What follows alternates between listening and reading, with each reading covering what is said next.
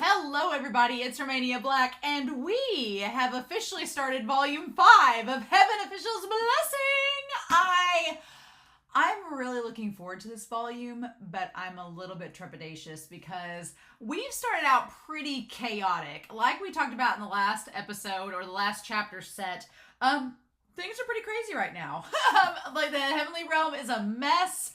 We don't know where Qi Ying is. They've chased after Ling Wen and the Immortal Brocade. We don't know where any of the other heavenly officials are. Hua Chong is in a tiny little child version of himself's body, and Shi Lian is being stalked by someone at the end of the last chapter set. So it's just chaos, right? We have no clue where Qi Rong is, no clue where the Blackwater is. It's a mess. It's a hot mess.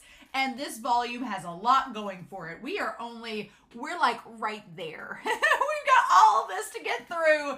And so I have a feeling this summer is going to be the summer of Volume 5 of Heaven Official's Blessing, which is kind of funny because it's all very like spring flowers. It doesn't feel very summery. I'd argue the last two volumes, for volumes 3 and 4, felt a little more summery, a little more spicy anyway, but like I said, the last chapter set, this cover seems a bit deceptive. So we'll see what we get. But right now, there are no spicy times for Shi Lian and Hua Chong. Hua Chong's in a little child body, so none of that. However, what I am hoping is that in Volume 5, Shi Lian finally comes to the realization that maybe Hua Chong looks kind of similar in this child form because he's seen someone like him before, which was Hua Chong when he was in child form. So who knows? My wish for this volume is that Shi Lian realizes some things and maybe communicates with Hua Chong, but I feel like I'm wishful thinking at this point. But we still have 5, 6, 7, and 8 to go, so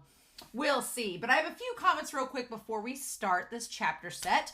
We are going to be looking at chapters 137 to 139, which is on pages 21 through 53 of the English version. So a nice little chunk, which we only had like the same amount of pages last week, and we had a lot to talk about, so who knows what we're going to get this time. But I did want to talk about a few things before we begin.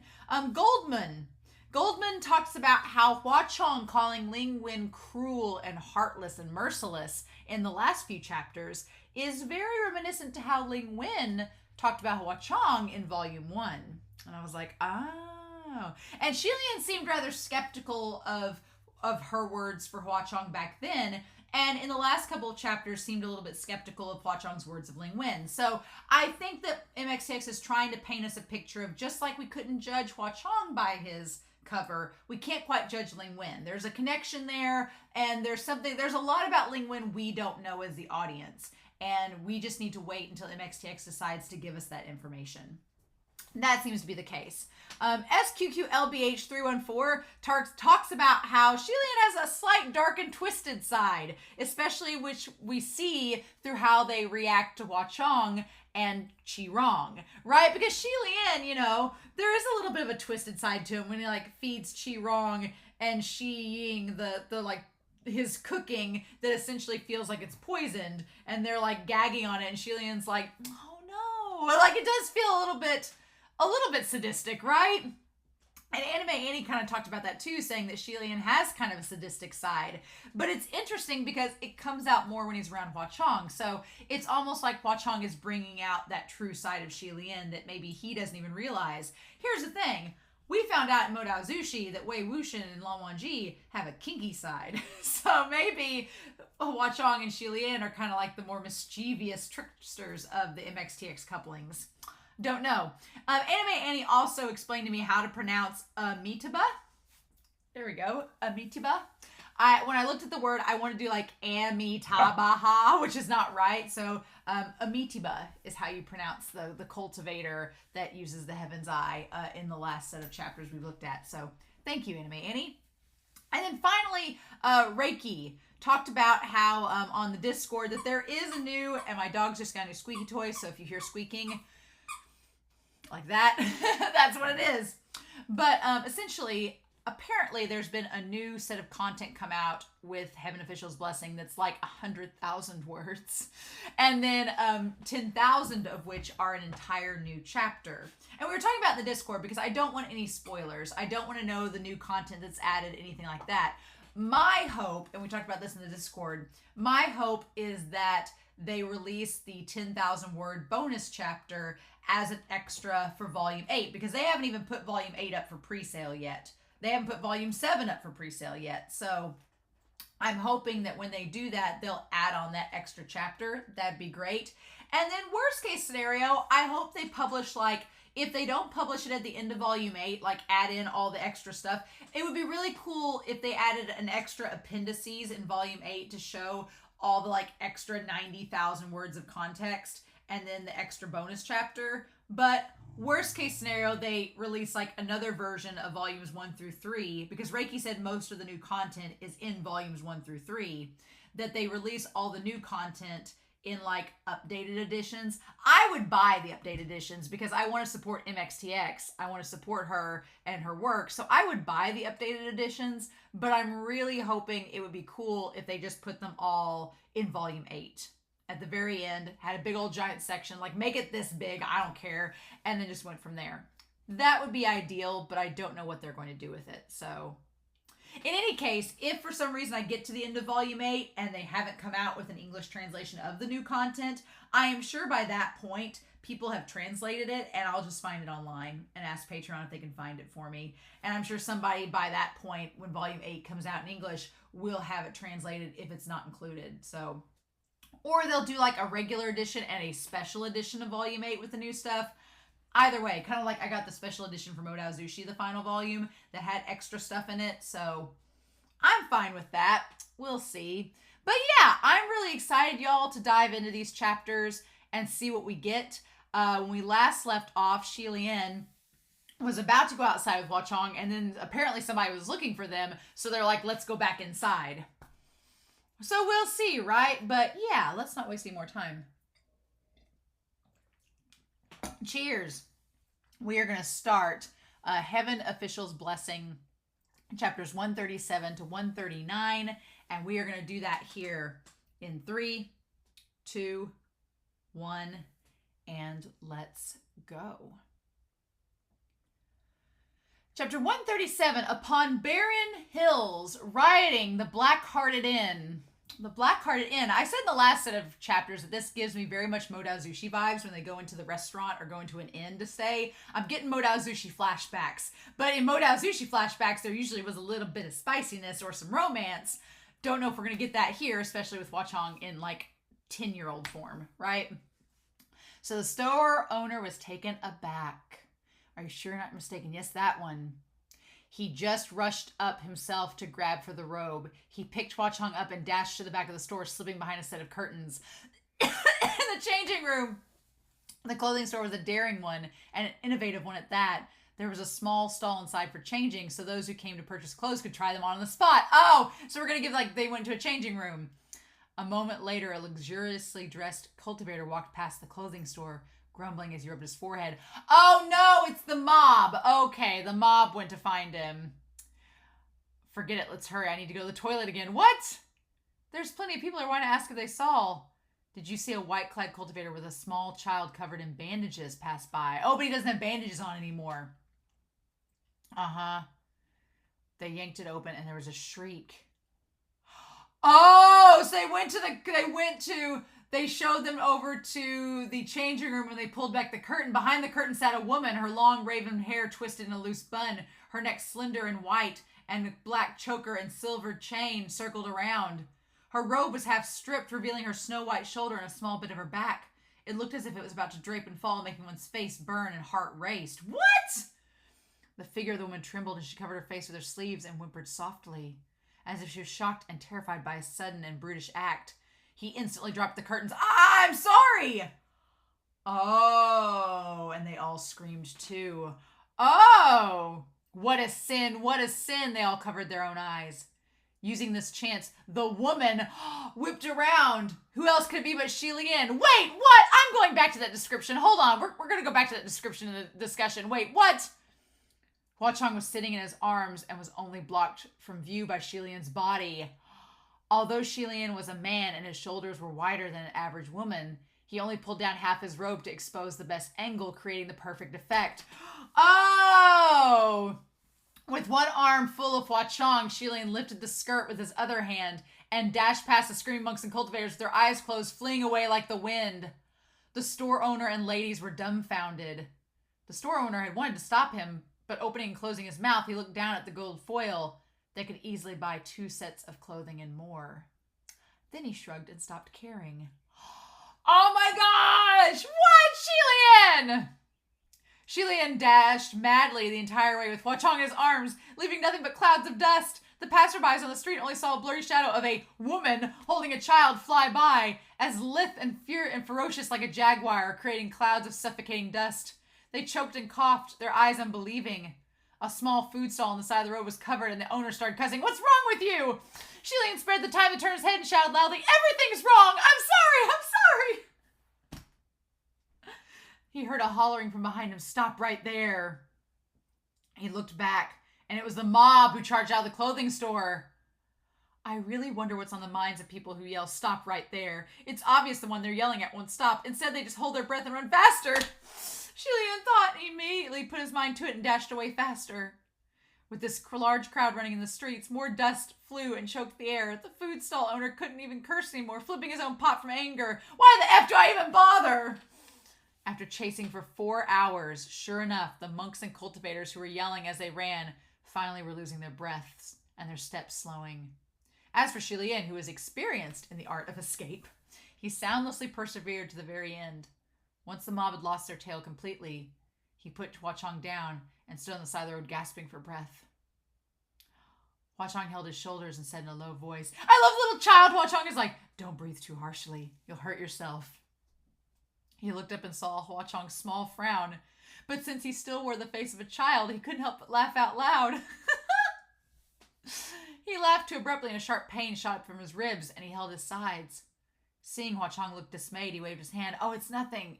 Is there an inn over there? Sure enough, not far in the distance, an inn with a warm yellow glow peeped through the steadfast blues of the evening, as if beckoning travelers. Shilian straightened up and said, Let's go in and rest. All right, Hua Chong said. Shilian clutched his hand, and the two strolled towards the small building. When they came before the entrance, Shilian realized that the inn had 2 levels, much more lavish than it appeared from afar. The doors were closed, and Shilian raised his hand, knocking lightly. Anyone there? We're here to stay for the night. Coming! A moment later, the door opened, and several attendants came forward to greet them, their face full of smiles. Good sir! They had wanted to say good sir, but seeing the person before them was wearing a woman's robes, they changed to Miss. Before the word left their lips, Shilian emerged fully from the darkness with Hua Chong in his hand. If there's a child, then it wasn't an unmarried lady, so they changed again. Madame! Madame was still half on their lips, and Shilian's face was fully illuminated by the light within the inn. Although this person was dressed in women's robes and had a gentle countenance, if they must be honest, no matter how they looked, it was the face of a man. The attendants all became mute, and it was a good moment before they went back to their original greeting. Good sir, please come inside. Shilian smiled as he nodded. It's like his go-to nervous gesture, like, he now was very practiced wearing anything. Oh, and there was not a drop of mental or physical discomfort. With Hua Chong in hand, he crossed the extremely low threshold and sat down at a table in the corner of the lobby. Other than those attendants in the inn, there was no one else. The moment they entered, the attendants immediately closed the door and gathered around, piling smiles on their faces. It was those smiles that was making Shilian uncomfortable. It's not easy to find an inn in the wild like this. I'm amazed. It's not easy to have customers in the wild like this either. Oh, for some reason, although they were smiling, their smiles looked like they were painted on, quite fake. Shilian didn't move a muscle or change his expression. He flipped the menu card and ordered a few dishes before the attendants merrily left to bring their orders to the kitchen. Gege, we've entered a shady establishment run by ghosts. Oh, of course it couldn't be just a normal restaurant. Of course it couldn't be. If it wasn't anything weird, then a small inn with 1 level and a couple of tenants in the wild was already quite amazing. Why was there such a lavish establishment with so many attendants? Of course, this wasn't strong evidence. The main reason was because the moment Shilian entered the inn, he could smell the thick, fresh stench of blood. Lovely! Thank you, MXTX. Normal people probably wouldn't notice the stench of blood, but for someone as experienced and with senses as sharp as Shilian, the heaviness had reached the point where he couldn't ignore it. There's more people on the second level. I hear footsteps. I wonder if they're travelers who are also here staying the night. If they were, then they must be rescued. The two sat across from each other and put their faces together, talking in whispers for a long while before the attendants brought their dishes. Coming! Shilian was about to speak, but caught a slight movement from the outside. He immediately rose to his feet. We're going to rest in our rooms. Can I trouble you to bring the food upstairs? Oh, no problem, no problem. He held Hua Chong's hand and lifted his skirt with the other hand and practiced ease as they went upstairs. Oh, with practiced ease. He looked back. By the way, if anybody asks about us, please tell them you've never seen us. Oh, no problem, no problem. He hurried up the stairs, and it wasn't long before the brash sound of someone knocking upon the doors came, and a gruff voice called, Open up, open up. The attendants opened the door with smiles on their faces. And Heaven's Eye and the mob and cultivators came in, and damn, they can't lose them. Hua Chong and Shilian had already entered their room on the second level by then. As they shut the doors behind them, they could hear people who had just entered in the inn yelling, Toilet, toilet, toilet! And running for the stalls while others demanded, Boss, do you got water? Seeing so many people come in all at the same time, the attendants were overjoyed. Oh, there is. Please, wait, it's coming. I'm so stuffed, Heaven Eyes complained. Unbelievable. That whatchamacallit, incorruptible chastity pellets is really some tenacious poison. I've only drank some 20 cups. How long will it take before I reach 81? That's why he has to keep using the bathroom. Oh my God, that's amazing. Shilian hadn't imagined that those monks and cultivators were actually so honest. He told them to drink 81 cups of water, so they really planned on drinking 81 cups of water. One of the monks replied, Amitabha Buddha. This monk has already drunk 25 cups of water, and I have to say, it has been very effective as an antidote. He's feeling much better already. Shilian didn't know whether to laugh or to cry. He fumbled around looking to see if there might be any cracks he could peek through, and he saw Hua Chong half crouched on the ground by the side, calling him, Gege, look over here. Oh my God! Shilian crouched down to look where he was pointing to the ground, but didn't see anything wrong. What's over there? Suddenly, Hua Chong poked, and a small hole instantly appeared on the solid floor. A thin ray of light coming through. Here, now we can see. Shilian leaned down and peeked through the door, peeked through the hole. The mob was gathered at a long table in the middle of the lobby, and Heaven's Eye slapped the table. We were too careless this time. Next time, if we see the evil cultivator, we won't give him any chance to take advantage of us. We must take down Hua Chong Shu, and eradicate evil in the name of heaven. Shilian whispered, So long. Just how have you offended them? Shilian didn't answer, but someone had already asked for Shilian. That's right. I never asked, but how come you're all here to catch that ghost king? What's the story? Thus the mob began a meeting to exchange condemnations. Just talking about it brings anger to my heart. 20 years ago, there was a village where a pig monster went mad and overthrew the master's house. The house collapsed. The whole family was killed. That pig fled to the ghost city. I'd only just entered the trade at the time, so I went after it, but I was beaten to a pulp by a bunch of ghosts and had no choice but to escape. What humiliation! He also sent a lackey to tell me there was no reason why you can eat a whole family of pigs, but a pig can't slaughter your whole family in revenge. If the pig doesn't seek revenge, then it's your lucky day. If it does, then you deserved it. Now tell me, what is that rotten logic? What a coincidence! Our sect experienced something similar, but it was over a rooster spirit. Our story is simple. Because the god we worshipped in our sect was one of the ones he listed for that challenge. No matter how many temples we built, he'd burn them down. What an outrage. Absolutely unreasonable. Me too. You all know of Shizhong, right? Talented with an infinite future. He only had one small vice. He loved playing women. Decades ago, a little prostitute ghost seduced my Shizhong and sucked him dry into human jerky, and that that ghost king dared shelter her. The criticism was flaming down below, but above them, Hua Chong looked bored, not even bothering to give a taunting smirk. Heaven's Eye said, I've heard of your Shizhong before. Wasn't he the guy who, under the pretense of conducting rituals and ceremonies, would confound and force himself on married women? The one who's locked up for 3 months? Oh, it just so happened at that moment the attendants brought their food over and the crowd hurriedly diverted their attention. Food's here. Come on. Let's say no more, Heaven Eye Zhang. Let's eat. Shilian straightened up and glanced at the dishes in the inn that the attendants brought over, and Hua Chong said, There's no need to keep looking. They'll keel over the minute they eat that stuff. Shilian said in a low voice, This is going to be troublesome. Although the mobs and monks and cultivators were relentless and extremely annoying, still, they couldn't just let them croak in this shady establishment. Yet it wasn't a good idea to raise alarm either. Just then, Heaven's Eye spoke up. "Stop!" He stared at the dishes and blocked the others, his eyes sharp and flashing. Sheila praised mentally. He does have some skill. The others wondered, "Heaven's Eye, Jean, what's wrong?" He reached out with one finger and wiped around the edges of the plate. Then he raised the finger high in the air, yelling in rage. "So much grease from just one wipe of a finger! These plates aren't washed clean. What kind of business are you running around here?" Shilian had noticed something was off, but he hadn't imagined that it was this different kind of off. Although he was a little speechless, the results were the same. That moment, the Heaven's Eye complained. The others began to gripe too. "Oh my gosh, what is all this sticky stuff like spit? Wait, there's hair in the dish!" Someone reached out with their chopsticks to stir around, and sure enough, a few strands of black hair were stirred out. "Oh my God, what's going on with your kitchen? Who's the hell's in the back?" "Oh, well, we recently butchered a few pigs, so those are probably pig hairs." Yet when the chopsticks picked... Oh, no, the longer the hairs, they became longer. "What kind of pigs have hair this long? Is your... well, can't do it. I can't read it. Take this away and redo them." "Oh, we'll redo everything immediately. Oh, please drink water. Drinking water won't be good either. There must be something in the water too."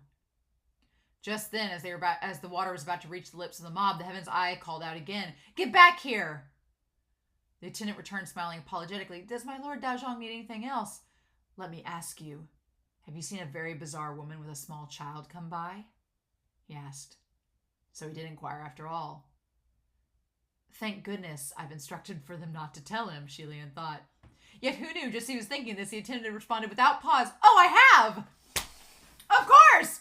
Where are they?" "Upstairs! Oh my God, no!" The mob was on high alert, their gazes whipping around upwards. Shilian swiftly blocked the hole Hua Chong had poked out with his finger. A moment later, there were creeping sounds of a group of people coming upstairs.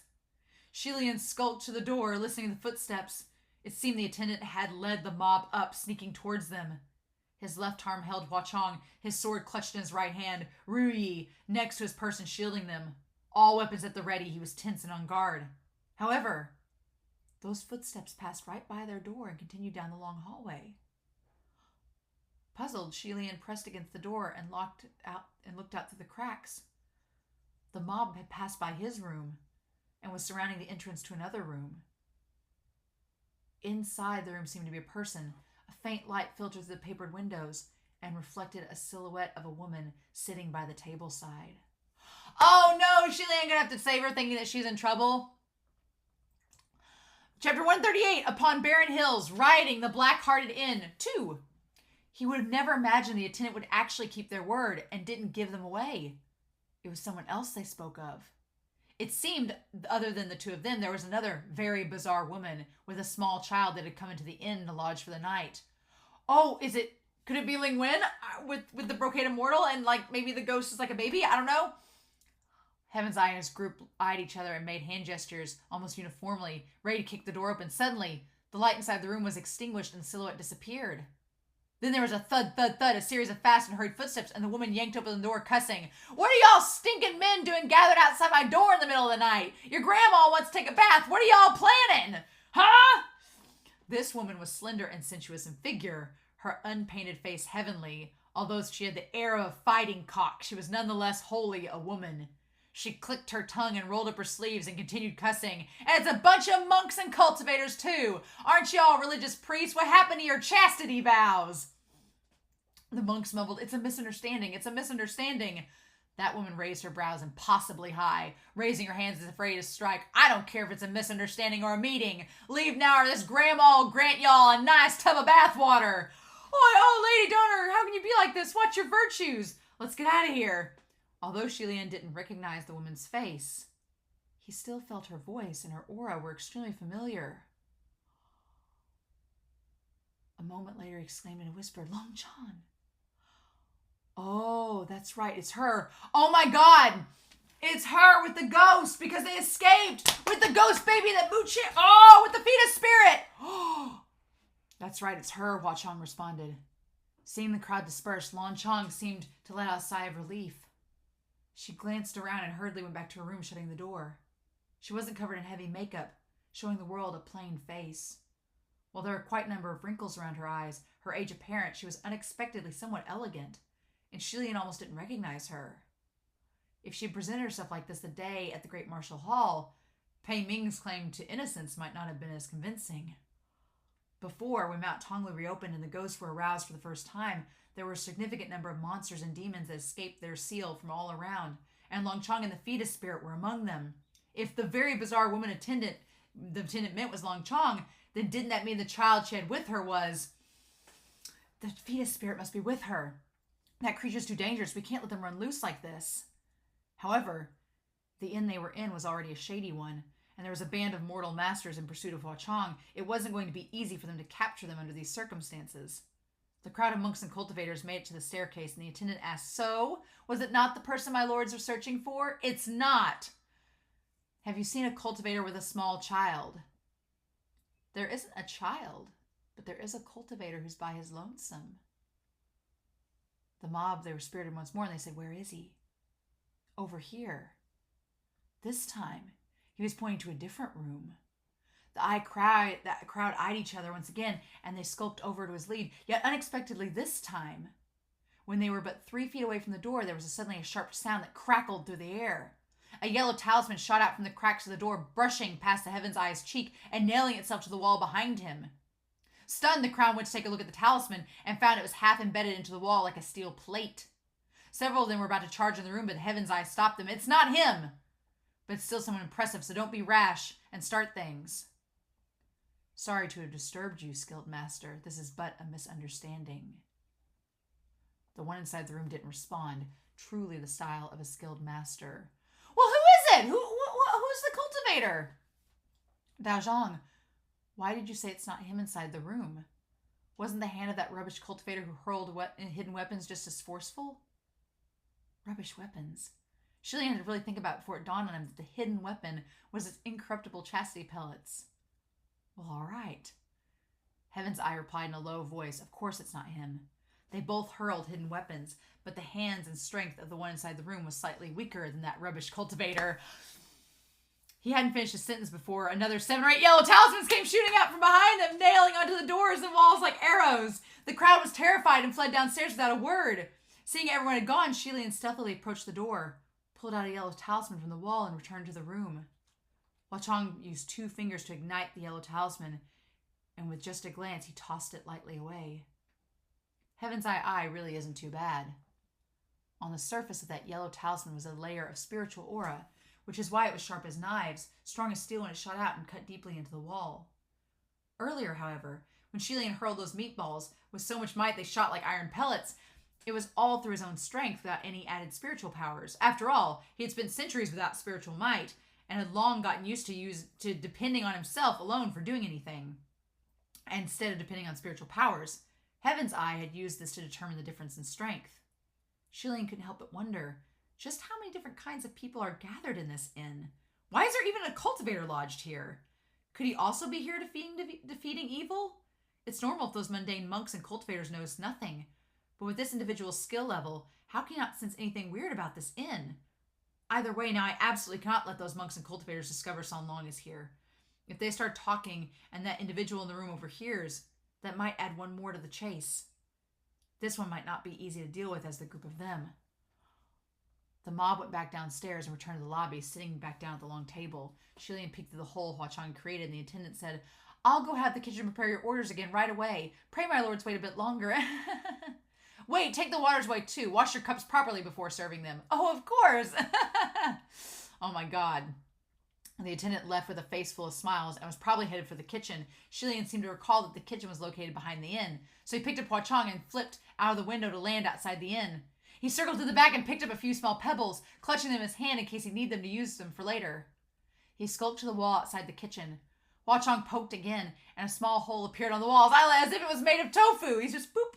Shilian pressed close to see what kind of owner this shady establishment had. The light from the kitchen was dim. Only a few dying lamps were lit and no one could be seen. But listening carefully, there were crunching sounds coming from some place. Shilian changed his viewing angle a few times and finally discovered that the sound was coming from below the stove. His vision was blocked by the stove itself, but next to the stove counter was a human leg. Obviously, the man was already dead, but it was still twitching, along with the sound of munching and savoring. Just then, several of the attendants had entered the kitchen. My king. No! Behind the stovetops, a disheveled, grimy man suddenly raised his head, his mouth chewing and he replied blearily, "What?" The man's lips were covered with fresh blood and his eyes emitting a green glow, and his mouth dangled the hand of a human who, like it was chicken feet. As much as that expression and figure were horrifying, it could still easily be seen. It was the man Chi-Rong possessed. With stuffed cheeks, he sucked in the fingers of that hand that were not yet fully eaten. A moment later, he spat out a few bones, hitting squarely on the faces of those attendants. "You useless trash, born from a pile of shit, crying like you're mourning, and here, I thought you were bringing us ancestor food. Well, where's the humans? Where's the meat? Didn't I give you the poison already? Why are you still standing?" It seemed the one lying on the ground and currently being munched on was either the original owner of the establishment or some other traveler who had passed by. The attendants were aggrieved. "My king, it's not that we're useless, but that mob of monks and cultivators keeps pushing and making everything difficult. First, they scorned the plates for being too greasy, then they scorned hair in the dishes, and they refused to eat anything that we're serving." Chi-Rong chewed and crunched and then sucked on the blood of those 10 fingers. What? What the F? This ancestor will personally cook them for that exceptional meal. I feel like he's divine from Pink Flamingos. They should already be crying tears of joy for not making them kneel and lick off the ground. Who the F gave them the right to scorn? They should try eating what Cousin Crown Prince makes. That shit's worse than shit. Those effers should know how to kneel before this ancestor in gratefulness. KK, don't pay any mind to what a useless trash says. Be comforted. Yeah. It's all because you're all useless trash. Can't even wash a plate clean. Chi-Rong jumped to his feet and cussed as he beat up those attendants. His anger satisfied, Chi-Rong rolled up his sleeves, cleaned his blood-covered lips with a wipe of his hand, and took up the spatula, clinking and clanging the ironwork, cursing as he ordered, "Get over there! Open your shitty eyes! I'll let you witness the skills of this ancestor. See if you have anything shitty to say after." Flames roared to the skies, and soon after, he indeed made another set of dishes, and he ordered those attendants to serve them. What a set indeed! The meal was abundant, the vegetables fresh, aromatic, and alluring. Shilly returned to the guest room on the second level and peeked down below. The monks and cultivators were all in awe. "This looks good. Yes, it's so well done, especially the salt and pepper chicken feet. Fat and tender. Isn't it a little too fat and tender? I've never seen chicken feet this long." "Oh, it's our house specialty. It's not your typical chicken feet, but rare white phoenix chicken feet, especially selected with claws removed. Don't they look soft and delicate like a girl's, seductive and tempting?" "You're right, but I fancy this fried pig skin best. The pig skin is lightly crispy and tender, the fire control just right. Wait, why does this pork have tattoos?" "Oh, it's because our chef wanted to demonstrate his godly carving skills, so it was intentionally etched to show off a little trick, that's all. Oh my god, he's gonna have them eat people. Oh my god. Nope. Those sweet and sour ribs don't look cooked either. The sauce is too thick. You're not trying to cover up any funny with all the sweet and sour flavor, are you?" Oh, nothing of the sort. Everything in this establishment is butchered and sold on the day of. It's just our chef has a stronger taste, that's all. Seeing how they were praising the dishes endlessly and were about to dig in, Shilian really couldn't hold back anymore. He threw a small pebble he picked up earlier, flinging it out the small hole. The shot hit the hand Heaven's Eyes was using to raise the teacup he was going to drink from to detox, and his arm shuddered, spilling the water from the cup. The spill splashed squarely on the face of one of the smiling attendants. The water wasn't hot, but it was like boiling water had spilled on the attendant and it covered its face, wailing. Now everyone at the table was bewildered, and they all raised their weapons. "What's going on?" Heaven's Eye seized the hand of the attendant and yanked it aside. The crowd, the facial features of the attendant were half melted, as if the water had spilled on a blank sheet of paper and smudged the ink. Blurry and hazy trails of ink spread across the cheeks and rolled down. His features and smiles were drawn with a brush. Without missing a beat, the mob flipped the table and instantly started a brawl with the attendants. The attendants were hugging their heads as if they were beaten and howling, "My lords, please stop! That very bizarre woman with a small child you're looking for, that strange cultivator, he's upstairs, they're upstairs, go find them! Let us go, we're only part-timers!" "Part-timers? Who are you kidding? Trying to deceive us? You think we're that easy? It's too late now!" The attendants were aggrieved. Oh, we're not lying. It's true. The brawl downstairs was growing wild, and seeing those masters had the overwhelming upper hand, Shilian shook his head. He stopped caring and was about to capture Long Chong and the fetus spirit amidst the chaos, when unexpectedly before the door was even open, a shriek came from the corridor. The terrified voice of Long Chong rang, "No, I beg you, I don't want to go. Please, I beg you, let us go. I'll kneel and kowtow." The angry voice of a young man said, Who cares about how you're prostrating? If you leave, then what should my general do? F you pair of mother and child really did it in this time. Enough useless talk, you're coming with me. Hearing the voice, Shilian whipped the door open. It's you! In the long corridor, a black-clad youth was standing there blocking Long Chong's path, his expression dark. The moment Shilian emerged, he looked up slightly and was flabbergasted. It's you! Fu Yao! Why are you here? Long Chong saw him and widened her eyes. The Crown Prince. Fu Yao looked him up and down for a moment, his lips twitching.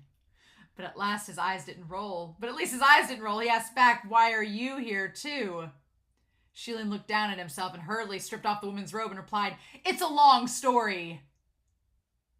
Just then Fu Yao noticed Hua Chong standing by his side and his pupils shrank. Oh my god! What is this chapter? What is the story? Oh my god! What? We have one more chapter.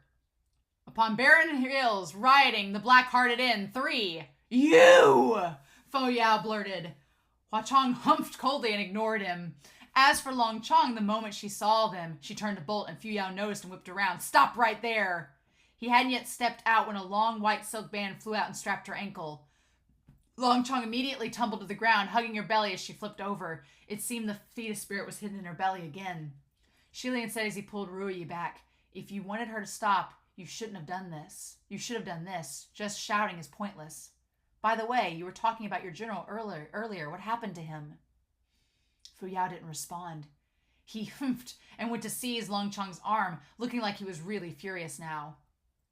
Not only did he forcefully grab a woman, his action unforgiving and hard, but he actually cursed fuck earlier. This was not the Fu Yao they knew from before. Yet unexpectedly, before he was able to pull Long Chong up, her belly suddenly swelled up like a balloon, and a white figure shot out and shrieked as it lunged at Fu Yao's face. It was the fetus spirit. Every time it returned to its mother's room, it would save up a round of energy. Thus, the strike was treacherous, and Fu Yao had to focus to fight it, whipping up his hand to smack. That fetus spirit was beaten back like a ball and hit the wall with a bang, and then it shot towards Shilian. Catch it, don't let it run away, Fu Yao shouted. Before Shilian had even moved, Hua Chong was already shielding in front of him. That ball-like fetus spirit braked abruptly in front of him and charged Fu Yao once again. The ghost ball was ricocheting and rampaging about the upstairs corridor, but it was also a complete mayhem downstairs. They could hear below the cries of those attendants begging for mercy. My lords, please be magnanimous. Us lowly ones are also only doing this for a bite to eat. Yeah, we won't do this anymore, truth be told. At most, we'd only steal some chickens nearby to eat. It's all that green old master who forced us to be his underlings, and we did this. He's in the kitchen right now. Seeing that the situation had now fallen into complete chaos, Shilian suddenly remembered something, and he leapt down from the second floor. Qirong was in the kitchen, his legs crossed, picking at his teeth cheerfully while waiting for his meal to serve themselves. Suddenly, there was a loud rumbling sound, and a figure kicked through the wall and leapt in aggressively. Qirong, where's Goozy? The classic martial god entrance shocked Qirong to his feet. You? Why are you here? Can't you knock like a normal person? Oh my god, without missing a beat, Shilian went up and smacked him down, pressing him over the top of the chopping board like a duck. Cut the nonsense. What did you do to the child? Qirong grinned with a smile full of teeth. Oh, look, isn't the ground piled with them? Piled with them? Human bones. Fury blazed within Shilian's heart, and he squeezed harder with force. Qirong then started wailing and howling. Oh, my arm's broken, cousin Count Prince, wait, okay, I'll be honest, I lied, I didn't eat him, I didn't, I was going to, but I haven't yet. Where is he now? Stop crushing, I'll tell you, your little feet dragger is locked up in the shed out to the side. Go take a look and you'll see. Shilian ordered Ruyi to bind Qirong and opened a small door on the side of the kitchen. Sure enough, Goozy was curled up inside. Shilian felt his breath under his nose, and his breathing was steady. His little face red and flushed, looking like he was sound asleep. However, when Shilian lifted the child up, he could feel the child's body was hot to the touch, like he was feverish, and his heart tensed. Just then, the monks and cultivators poured in too. The moment they entered the kitchen, they stepped on the ground piled with human bones and almost slipped. The scene was shocking and horrifying, and they all cried out, "It's a shady establishment!" So all those dishes outside, they're made of human flesh? I told you I've never seen chicken feet that long! Oh my God. Right at the same time, there was another loud rumbling, and a new hole was punched through the ceiling, and a white ball was crashing down. "What's that?" the mob cried. Soon after, Fu Yao jumped down from the hole too, hurling over 10 yellow talismans with one swing of his hand, yelling, "Don't get lost! Don't get in the way of my work!" "It's the skilled master," the mob cried. Then Long Chong dragged herself and rolled down too. "Stop hitting him! A woman!" the mob cried again. The yellow talismans were shooting out like iron nails, like flying blades. And while Shilian dodged with just a slight shift of his body, Qirong couldn't get away, and they all stabbed him squarely in the back. He wailed pathetically, "Ghost murder!" What the fuck is this? The mob swarmed over and gathered around him to examine the talismans, gasping in awe. What incredible skill in shooting talismans. The good old kitchen was suddenly squished and crowded, loud and noisy. Fu Yao was chasing that fetus spirit, leaping up and down. Long Chong was chasing after Fu Yao like she had gone half mad. Half of Qirong's face changed shape by the way Shilian was pressing him down on the chopping board, his back turning into a target for those yellow talismans that Fu Yao had hurled, while being observed by a crowd, and Long Chong would step on him from time to time. He lamented pathetically, "Why? Why are there so many people? Who are you? And who are you? Is no one gonna let me fucking eat? Why is it always like this no matter where I go? What do you all have against me?" As he wailed, his eyes spun and saw through the collapsed wall of the kitchen to the outside of the inn. Hua Chong looked like he hadn't noticed the mayhem inside and was sitting calmly under a tree with enough leisure to build a golden foil palace. Who knows how long he'd been playing around? But before him, there was already a sumptuous little mansion made of over 10 gold foils. Qirong instantly changed his tune and yelled at the top of his lungs, "Everyone look outside quick! The crimson rain-sought flower turned into a brat!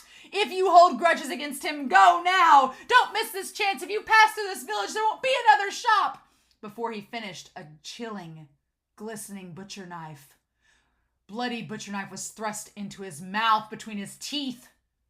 The handle of the butcher knife was gripped in Shilian's hand.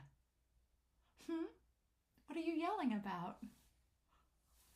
Qirong did not see how Shilian was able to thrust that knife into his mouth. He could only feel the chill on his lips and the tip of his tongue since there was a sudden, new, extremely sharp object. Although he wasn't hurt, if he tried moving even an inch, his mouth was going to bleed, and his voice died in his throat. However, the crowd had already seen Hua Chong, who was stacking gold in his foil palace far outside the inn. "Is that him? Probably!" With Guzi in one arm and pulling Ruyi in the other, Shilian dashed out to get there before the others. Qirong was still bound by Ruyi, and he shrieked as he was dragged along the ground. "Shilian, you dog fucker! You must be doing this on purpose! I've never seen anyone as evil as you, you fake white lotus! Ah!" The mob gathered around. "Do we charge? Watch out for trickery. How about we observe first?" Right at the same time, Hua Chong finished building the little golden palace, and he rose to his feet. He raised his brows as he side-eyed the little building he constructed, and gently kicked. Flop, flop, flop, the golden palace collapsed, and that inn also rumbled as it collapsed. As it crumbled, the illusion was broken. Shilian turned back and looked, and behind wasn't some inn, but a collapsed little cottage, the kind that was normal in barren hills such as this. The inn earlier was created by an illusionment spell. The crowd of monks and cultivators, who hadn't yet decided whether to charge out, were all crushed under, knocked out by rotten logs and ragged straw. Shilian jogged to Hua Chong's side. "Sun Long, won't using your powers affect you?" Hua Chong waved his hand composedly, and those gold foils disappeared into thin air. "Don't worry, Gege. Something small like this is nothing." Just then a piece of the broken roof moved, and Fu Yao poked out. He pushed a batch of hay away, exclaiming angrily, "You're not bothered? I'm bothered!" He had finally captured that fetus spirit, yet his vision suddenly went dark. When he looked up, the rotten roof was splitting and caving in, crumbling right on top of him. What a disaster! Fu Yao plucked a piece of straw from his hair and stomped out before Shilian and Hua Chong, glaring at the Hua Chong, who was shorter than him for the moment. You did this on purpose!" Hua Chong blinked but didn't rebuke. But he didn't taunt either. only raising his inky black eyes to look at Shilian. Shilian immediately dropped his arm, grasped his shoulder, and pulled him behind his person. Oh no. No, surely not. Kids don't know how to control themselves. I'm so sorry, Fuyao. Fuyao watched in disbelief, his head full of messed up hair. Kids! Your Highness, do you really think I'm so blind as to not recognize who that is?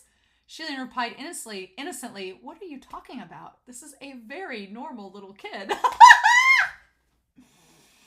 Fuyao stared at Hua Chong with narrowed his eyes, but then behind them came a faint creaking sound. It seemed like Long Chong had also pushed up a piece of the roof and crawled out. Fuyao turned back to her, and Shilian sighed a breath of relief, putting Guzi on the ground. But as he was doing so, a hesitant voice rang by his ears. Your Highness, Feng Shin. It was Feng Shin on the other end, and it sounded like he had almost sighed in relief. Oh, thank goodness your verbal password hasn't changed after all. Shilian soundlessly gave a dry laugh. 800 years ago, when he activated the verbal password for the first time, it was just recite the Ethics Sutra 1,000 times. Even 800 years later, it had never changed. And Feng Shin actually remembered. Shilian remembered the way Feng Shin laughed until he was hoarse when he first heard the verbal password all those years back, and he couldn't help feel nostalgic, even though it wasn't the right time. Yes, it hasn't changed. How is it in the upper court? Is the Heavenly Emperor informed of the affair with Ling Wen? Hua Chong heard he was talking to a heavenly official of the upper court and consciously stepped away, placing his hand on Guzi's forehead to check if he was sick. On the side, Feng Shin's voice grew serious. It's not good. He knows. The entire upper court is in chaos right now. Shilian sighed. All the coordination and the arrangement of the upper court affairs has always been managed by Ling Wen, so it couldn't be helped. Could no other civil gods take her place? They have, but they're not effective, Feng Shin said. Usually they're the most diligent in scorning the palace of Ling Wen, like they could do the job way better if they had the position. Now that we need them to take up the task, not a single one can even do half of what she does. Just the organization and management of news and information alone made them dizzy. A number of civil gods all dropped and declined the position. Shilian shook his head and Feng Shin added, and not just Ling Wen, but something happened to Mu Qing too. He was locked up at first, but he beat up and injured the guarding official and escaped. What? What? Hearing this on impulse, Shilian instantly looked to Fuyao. The black-clad youth was just saying something to Long Chong, and while there was displeasure on his face, there was more disquiet. Shilian walked away and further lowered his voice. What happened to Mu Qing? How did it come to this? He wasn't just locked up. The entire palace of Shenzhen has been suspended awaiting investigation. It was because of that fetus spirit. What happened with the fetus spirit? Was he really related to the case? All the demons and monsters sealed everywhere have escaped this time. Mu Qing was responsible for the female ghost Long Chong and the fetus spirit, but he didn't manage to capture them, letting them get away. But during the pursuit, the fetus had pointedly recognized Mu Qing. It said, the one who carved it out from its mother's womb and molded it into a little ghost was Mu Qing. That's impossible! No way, even though Mu Qing is someone, well, he had no reason to do something like this. Who knows, Feng Shin said. But apparently there's a wicked cultivation method involving the use of dead babies to accelerate ascension. Now there's a number of people suspecting whether his ascension was also problematic, so they planned to lock him up at first before taking their time to thoroughly investigate all the past actions. Yet who knew he couldn't sit still and ran away himself? Now everyone believes he's guilty and escaped because of the crime. Wait, Shilian said. This really isn't right. If Mu Qing was the perpetrator, then why didn't the fetus spirit and Long Chong recognize him at the Great Martial Hall at first, and had accused him during capture? Isn't that very obviously slander? By the time I found out, things had already progressed to this point, so I'm not sure what's really happened either, Feng Shin said. It seems Long Chong and the fetus spirit didn't know who the spellcaster was either, but when the little ghost was first molded and emerged, it had a random moment of clarity, broke free of control, and left a scar on that individual. When the fetus spirit was fighting with Mu Qing, it saw where there was a bite mark on his arm, and it was an old wound of hundreds of years. Did this bite mark match the teeth of the fetus spirit?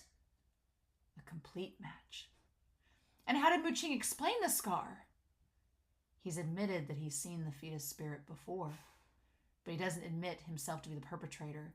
He states that he saved the fetus spirit out of benevolence, but was bitten by it. A confession like this, he might as well have not tried to explain anything. That was true only because helping out of kindness, loving and protecting children, doing good without leaving a name in everyone's minds, those were all things Muching would never do. Muching had always been lonesome. He never showed any unnecessary kindness and didn't really make any intimate friends in the heavens. Now that something had happened, no one would believe him even if he tried to argue, and naturally there was no one to speak on his behalf. This is probably why he chose to run away and investigate the truth himself.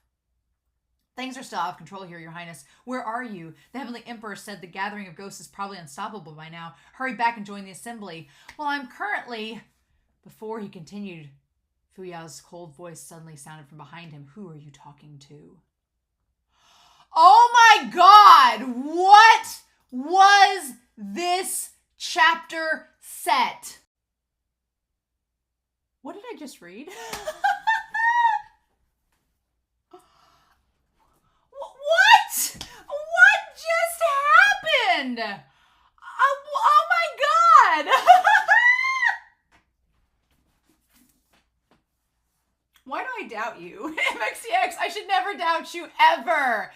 Ever. I was like, we started out this volume last week and I was like, oh, okay, there's some old monks and cultivators, you know, Ling Wen's escaped and that's problematic, but these monks and cultivators are chasing after Shi Lian. And when we started at episode 137, I was like, okay, we're going on this goose chase. That's fun. But I'm like, are we just going to outrun them and that's going to be it? And then they show up at this inn in this middle of the woods. It's scary. And it's like, oh, it's a ghost inn. Well, that's cool. That's kind of shady. And then things kept getting shadier and shadier.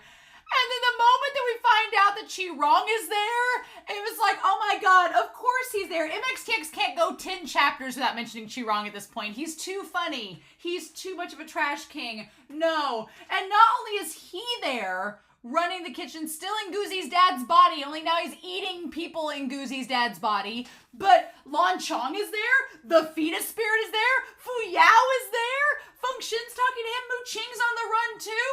What is happening?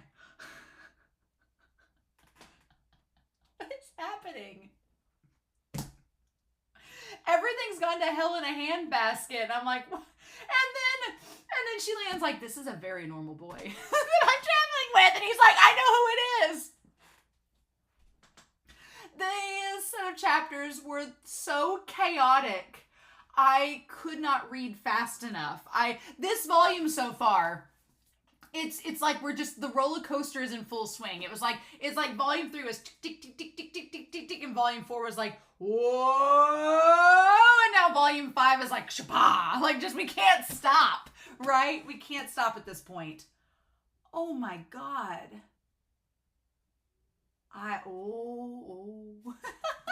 This summer is going to be quite interesting, isn't it? Isn't it? Isn't it? Oh my God. There's so much to talk about. And the suspicions that we had about the fetus spirit may be true, may not be true. We don't know. So, oh my God. The one thing I want to point out before we start is that these set of chapters, the translation that I have, the digital one, says, upon barren hills, riding the black-hearted in, which makes sense. They are told in this set of chapters,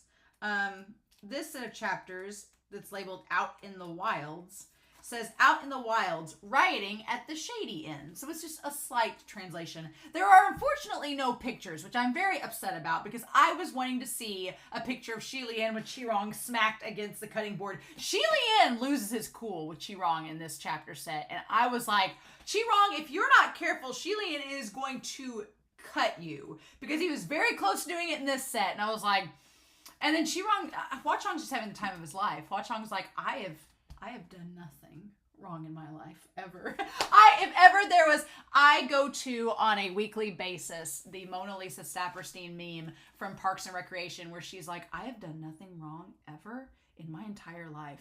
And the dad, Harry Winkleman's like, I know this and I love you. And she's like, thank you, money please. So I feel like that's Hua Chong just without the money please. It's just Hua Chong's like, I have never done anything wrong. And Shi Lian's like, I know. What is this chapter set? I am reeling. I am still reeling from the chaos that was in this chapter said. It was like an acid trip. I feel like MXTX was like, you know what, we could go on a boring goose chase and have the monks and cultivators just chase after Shilly Inn, but what fun is that? When we can go to a spooky, like, shady inn that Chi-Rong has taken over and is trying to eat people through and just get all that mess going. I don't know.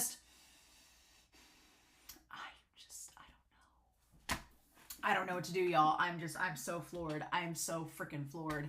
So yeah, let's talk about these chapters. I brought out Whiteboard Coon because I want to talk about where everybody's at. Because everybody's scattered everywhere. So we need to kind of like lay out the law. And I guess over here in the corner, we'll just put, where is everyone? So right now, Hua Chong is with Shili Inn at the Shady Inn in the woods, right? They are also joined by Chi-Rong, who is still in the man's body, and Goozy. Which I thought that was really cute when Hua Chong was like looking out for Goozy. I thought that was, Hua Chong's like, I'm going to let you have your conversation in private with Feng Shen, and I'm going to go over here and watch Goozy. I thought that was very sweet. It was very cute. It was very nice of him. Hua Chong like opening up to Goozy was very nice. I like it. So he does that. But also there is Fu Yao, right? Fu Yao, who is Mu Qing's, right? Mu Qing's deputy. Isn't that correct? And along with, let me get this right, O Lon Chong and the fetus spirit. They're all there too. Gang's all here, right? And I like that they say in this that Lon Chong, she looks kind of normal because she's like, she looks normal for once. She doesn't have all the heavy makeup on her anymore. So, all right, Fu Yao, is he with Mu Qing? Is that right? Yeah, he works for Mu Qing, right? Right? Isn't that correct? I think so.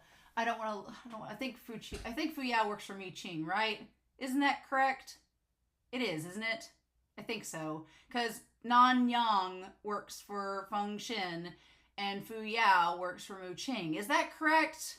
Is that right? Somebody will correct me in the comments if it's not. I don't want to look it up because I don't want spoilers. So, just to be safe. So somebody will tell me if I'm wrong. But I'm pretty sure that Fu Yao is Mu Qing's deputy, right? That's correct. Yes, that is the correct thing. And then Long Chong is with the fetus spirit. Okay. So that's a thing. So for reasons, and we also know that Mu Qing has gone missing. Has gone missing after they escaped. He didn't capture them back. He let them escape. And we know that there's something is going on. Something is going on with Mu Qing and the fetus spirit. There's something that we will touch back on at some point. And meanwhile, Feng Shen is in the heavenly realm, and it is nothing but chaos, right? Nothing but chaos. We assume that Pei Ming is also in the heavenly realm as well. And so is Jun Woo. And he knows about Ling Wen. But here's the problem. Jun Woo can't really do much. Jun Woo is like a manager trying to keep his company from exploding. And so Jun Woo, as powerful as he is, his priority right now, since there's no water master, since there's no wind master, since there's no earth master, since Mu Qing's gone missing, since Ling Wen is left, everything's in chaos. Jun Woo can't really leave to go do anything because he has to stay there and try to keep the heavenly realm from self-imploding. So even though he's really strong, he really has no chance of helping them right now, right? And Feng Shen is probably kept around because he's resourceful and reliable. And so he's like, stay here and help me. You too, Pei Ming. You guys help me here. We don't know where Lan Chuanchu is, so that's a point of contention. And then we know that Qi Ying, who is one of the other strong martial gods, he's not around because right now he's chasing after Ling Wen, who has the brocade immortal. All these heavenly officials have got all up in these ghost business. What is going on, right? And we also have, don't forget the Blackwater. The Blackwater is somewhere in all of this and presumably has the Windmaster. Oh my God. So yeah, what is with all of these heavenly officials who are, are supposed to be like mortal enemies of the ghosts, shacking up with ghosts? What is this? What is this? Don't want whiteboard cream to fall over. But yeah, it's just wild. It's absolutely wild. Like, whatever is going on, I'm like, what the hell? So yeah, this is so bizarre, right? So very, very bizarre. But yeah, so so we have a lot to go over, right? We have a lot to go over and figure out what the hell is happening, what is going on, and everybody is everywhere. They're all scattered about, and the only one that we really don't know, that we haven't checked in with, is we don't know, like, where the Blackwater and Windmaster is. We don't know. We don't know where Lon Chan Chu is. We can put Lon Chan Chu and put a little question mark by him. Lon Chan Chu? Who knows? Everybody else is either dead or missing or running off and battling people. So the pieces are scattered all across the board at this point, and it's like you need a conspiracy board to keep up with it. But, oh my god. So yeah, that's where we're at the moment. We'll talk about the fetus spirit and the whole thing with Mu Qing here in a second, because Function finally talks. Finally says what they know and explains to Shi Lian, because he probably thinks it's important information to know. So it's like, oh my god. But okay, so let's go back to this where Shi Lian, I wanted to go back as soon as I realized that it was Shi Lian that was the woman that they saw behind the curtain. I was like, oh my god, I need to go back and reread this. But then everything started happening, and I was like, I'll just get back to it eventually. So they go back and hide in a dressing room, and then the mob goes in to find him. And so he goes over and sees and approaches the curtain and yanks back, and there was a shriek. The shriek coming from Shi Lian is hilarious.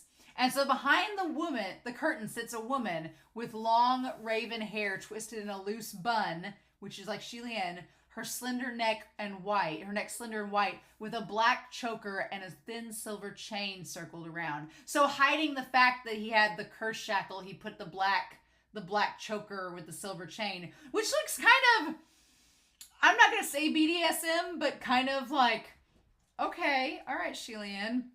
But it was to hide the choker, right? I'm sure Hua Chong's just sitting there like, okay, you can keep that if you want. But her robe was half stripped, revealing her snow white shoulder and a small bit of her back, and it looked like she was about to drape and fall, making one's face burn and heart race. I love the idea that all these guys are like, kind of like getting like, oh my goodness, but it's Shi Lian. The figure of the woman trembled, and she covered her face with her sleeves and whimpered softly as if she was terrified, and they dropped the curtains. So Shi Lian shrieked, hit his face, but showed enough of his shoulder. So I like that MXTX does point out that Shi Lian does have a man's body. Shi Lian is not necessarily feminine. He has a man's body. His shoulders are wider than an average woman, but he pulled down his robe to expose at an angle, making it look more slender and making there be an optical illusion there. So I'm glad that MXTX pointed that out, because I've liked on Discord where everybody's been like, buff Shi Lian, which is true, but you can make optical illusions make anything look like it's not as masculine. And I just love that half of the time Shi Lian is like running around, like lifting up the skirt with one arm and holding Hua Chong with the other. I like that Hua Chong is just getting like held in Shi Lian's arm. Hua Chong is not complaining a bit. this entire ordeal. Because here's the thing. This is the thing that's kind of crazy about this, is that this is a chance for Shi Lian to get closer to Hua Chong without feeling the embarrassment of having a crush or like flirting with Hua Chong. Because if you notice, like, there's lots of things that they do in these chapters. They stay in the same room and eat together. They like get really close to like peep through the peephole at what's going on with the monks. Like they hold hands, like Shi Lian holding Hua Chong's hand everywhere they go. And Shi Lian never feels uncomfortable about it because he's a kid. There's nothing to feel uncomfortable about holding hands with a kid, because there's no expectation there, right? And so I feel like even whether or not Hua Chong realizes it, and Shi Lian clearly doesn't realize it, they're both kind of having this bonding and interaction with one another without there being the pretense that something could happen, and it's building that relationship between them so that when Hua Chong eventually goes back to normal, that bond is still going to be there. So I'm like, okay, all right, MXTX, I appreciate this, because it's not like Modao Zushi where there was an attraction that was always there. It was just a matter of the two of them finally admitting it and being able to admit it and having the chance to. Here, it's like Hua Chong is like already there. He's been there for 800 years. And Shi Lian is slowly realizing what his feelings towards Hua Chong, but it's been a slow burn, to say the least. But this is allowing that bond to develop without Shi Lian feeling uncomfortable or feeling pressured to exude any romantic feelings towards him that may not be fully developed yet. But they could be getting developed. Could be. I mean, Hua Chong is technically not a kid. He's just like an adult shrunk down to look like a child, right? He's not technically a young kid. So yeah, I love the idea of Shi Lian as he's running. Every time Shi Lian's running away, he's like, I'm sorry, everything's wrong. I love that Shi Lian's just screaming as he runs away. Like, just like, I know, my bad. Ridiculous.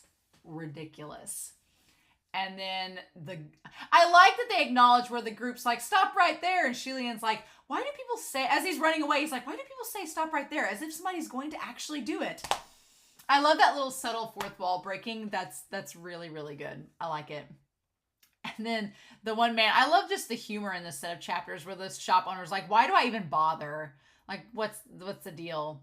And so then they finally, for 4 hours, they managed to outrun the mob after 4 hours. And Shi Lian is like out of breath. And Hua Chong, I love that he says, he's like, don't breathe too harshly. You'll hurt yourself.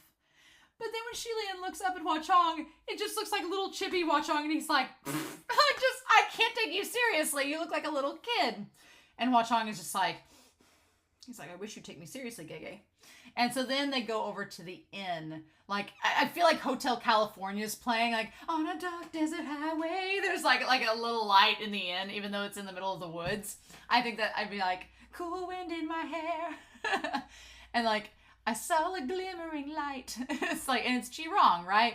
I'm glad they put a warm yellow glow, because if they had had anything with the color green mentioned, you would have instantly been like, oh my God, Chi-Rong's there. But they do a really good job, MXTX does, of subtly revealing that it's Chi-Rong. It's like, oh my God.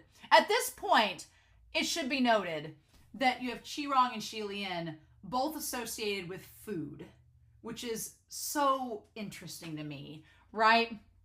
So they go inside and everybody's so jovial. And I love that they can't decide what to call Shi Lian. They're like, sir, good sir. Yeah, and they're like, yes.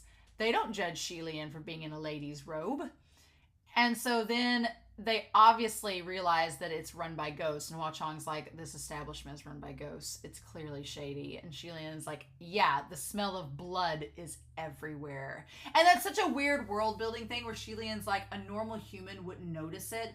But because the heavenly officials' like senses are enhanced, he's like, you can just smell the blood. And I'm like, that's so disgusting. I'm going to be honest. There were moments during this, like, I get a little bit like food gross stuff makes me a little like gag a little bit, like sick to my stomach.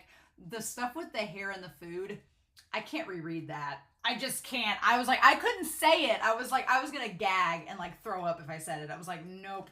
That's where I draw the line. That's my gross out moment. I was like, nope, MXTX, you can have blood and guts everywhere, but you start getting into some like nasty food and body stuff. I'm like, can't do it, because that's real, right? Ugh. I'm just like, oh my God. And so then, of course, the mob comes in. The mob catches up because they're relentless. And Shi Lian and Hua Chong take the food upstairs. And I love in the book, though, like in the English translation, he's like, toilet, toilet, toilet. And he's like, I'm stuffed. In the book version, he says that he's bloated. He says, no, it's because where's that at? He says that I'm actually bloated from the food, and that's why I need a toilet. It's from the meatballs. And I also love that Shi Lian, the ghosts don't actually tell on them until the very end. I like at first Shi Lian was like, oh, it's a good thing they won't tell. And they're like, actually, they're upstairs. And Shi Lian's like, damn it. But then they reveal it's a different woman. It's not the one that they thought it would be, right? And so Gege, I like that Hua Chong, just like one of his powers, even in child form, is he can take the wood and go boop and poke a hole through it like it's tofu. He just goes boop and there's a hole. I love that here's the thing. Hua Chong says that it takes nothing for him to apply his powers. Like doing the hole through the wall, nothing. Him collapsing the entire cottage, Nothing. Which makes you wonder as the audience, you're like, how strong is he? And it's like Shelian may slowly be getting an idea of how strong he is as the story goes, right? But he's like, San Long, how have you offended them? Why are they so offended and after you? And Hua Chong doesn't answer, but the mob does. So the mob talks about Hua Chong and all of the bad things that Hua Chong has done. And they say that, first of all, 20 years ago, he sheltered a pig that slaughtered a family. I know, Huckleberry, it's awful, isn't it? He's like, bitch. So the first thing he did was he sheltered a pig that slaughtered a family in the ghost city. And Hua Chong's answer to them when they asked why was he said, so you can eat a whole family of pigs, but a pig can't get revenge on you? If you do this to the pig and the pig doesn't seek revenge, you're lucky. If it does seek revenge, you deserved it. And the cultivator's like, well, that's just rotten logic. That doesn't make any sense at all. When the funny thing is, Hua Chong is like, so you can attack people and use them to your advantage and take advantage of them and kill them, but if they try to get revenge on you, it's a bad thing? Isn't that a double standard? It's like Hua Chong's calling them out, right? Hua Chong is calling out, he's calling out a double standard and saying that you are no better than anyone. And the same happens to another family with a rooster, the same thing. That the rooster, it basically happens, it was over a rooster spirit. And the story's simple. And so this story, though, says because the god we worshipped was one that was listed for a challenge, no matter how many temples we built, he would burn them down. What an absolute outrage. So another thing is that one of the 33 gods he fought, that he burned down the temples for. And we don't know exactly why, but we know that it's tied to the story of how he like fought the gods and then used it to like stop their power, right? And so then one said, now the final one though was that my Shizhong had an infinite future. He only had one small vice. He loved playing women. And a prostitute ghost seduced my Shizhong and sucked him dry, and Hua Chong sheltered her. But then the Heaven's Eye says, oh yeah, I've heard of him. Wasn't he the guy that like was under the pretense of conducting rituals and ceremonies, and he would like force himself onto married women? Wasn't he locked up for 3 months? And that person was like, we're not going to talk about that. Here's the food. So it's like the last one, the example was that, yeah, Hua Chong like sheltered the ghost of the girl, but he's the one that was like basically cheating on women with other married women and ended up being locked up. So Hua Chong's like, did I really do anything bad? Like, yeah, other than burning the temples down, which we know that has to do with the challenge that he was facing the other gods, other than that, Hua Chong's actions were really just like, you get what you get, but I'm not going to let you go after these ghosts if they seek sanctuary in my home. So that's interesting, right? And Shelian doesn't say anything about the stories. And Hua Chong doesn't look like he even cares. Hua Chong's just like, whatever. But yeah, that's so fascinating to me. And Shelian's like, what's going to be troublesome is that the food they're eating is going to kill them, and the drink too. And Shelian's like, oh, we should probably interfere. Hua Chong was not, for the record, going to interfere. He was fully going to let them die. Hua Chong was like, I don't care. They're really not cool. But Shelian's like, we can't let them die, Hua Chong. Yeah, they're a mob, but they don't deserve to die in this shady. I like that Shelian's excuse was, they don't deserve to die in this shady inn. Can't you let them die somewhere with dignity? But they don't want to raise an alarm either. Luckily, Shelian realizes that they may just have... He thinks that the Heaven's Eye has skill and can recognize that it's a ghost inn. But instead, that's not what happened. Instead, they notice that all the food dishes and stuff are unsanitary, and they complain about it. And they do what you should never do in a restaurant. And that is demand that they take the food back and redo it. I'm sorry. I know people that have worked in restaurants. I know the stories. I'm like, if you're in a restaurant and your food isn't right, you just suck it up and deal with it. Unless it's like the completely wrong order. Like, the only time I've ever told somebody to take food back is if I got the wrong thing. If I was like, hey, this is not what I ordered. Or if it had something I was allergic to, I would be like, could you please take it back? Like, you know, and you'd be really nice about it, right? But you don't complain about the food and you don't complain about the stuff, because when they take it back, it may not come back in better shape. I'm like, But these guys are so pretentious, they don't realize that, right? Although, some of the stuff they describe, I'd be like, yeah, I'd probably ask him to take them back, but then I wouldn't stay there. I'd leave. I would not stay there if the food and plateware and cutlery was that disgusting. I would get the hell out of there. I would not stay. The line reading here is just making me grow. The pig hair stuff's making me like sick to my stomach already, so I'm going to skip past that. Ugh. So then, at the end of chapter 137, we find out that there's a woman in the room next to them with a child. But the woman yelling, like at first they were like, she's actually not too bad looking, but her voice is like so crass. These ghosts love to cuss, right? They cuss like sailors, right? Appleberry has this little doll. But yeah, they cuss like sailors, and Ruby doesn't want to play with the doll. They cuss like sailors, and then we find out that Shilian recognizes her voice. He's like, oh, that's Lan Chong. Oh, with the fetus spirit. But there's a cultivator in the room next to them, which is Fu Yao. So that's interesting. I was like, so Fu Yao is chasing Lan Chong, chasing her for reasons, right? There's a reason that he's chasing her. We don't know why. I'm assuming, my assumption is that Fu Yao is trying to capture Lan Chong and the fetus spirit to take them back to Mu Qing in the heavenly realm, to like, because Mu Qing's his boss, to like get his boss off the hook, and so he will be able to come back, right? And make Lan Chong confess what the deal is. That's what I think, but we don't know, because by the end it's a little weird. Things get a little weird by the end of it. So I like the idea that basically Sheely and them are like, we need to figure out like how to get her out of here, because she's wanted by the heavenly realm. We got to go find her and get her out and figure out what's going on.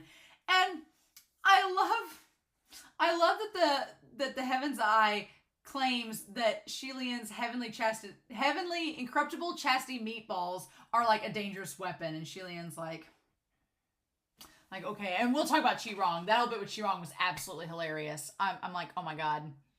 And so the talismans come out, and they're like knives, and they shoot deeply into the wall, which seems a little bit excessive and harsh, but it's trying to keep the cultivators away from Lan Chong, which I can see why Fu Yao wants to do that, because Fu Yao doesn't want the cultivators getting near Lan Chong, because if they interfere, they're probably going to screw up because they're mortals, and her and the fetus spirit are going to get away. So Fu Yao's like, leave me alone.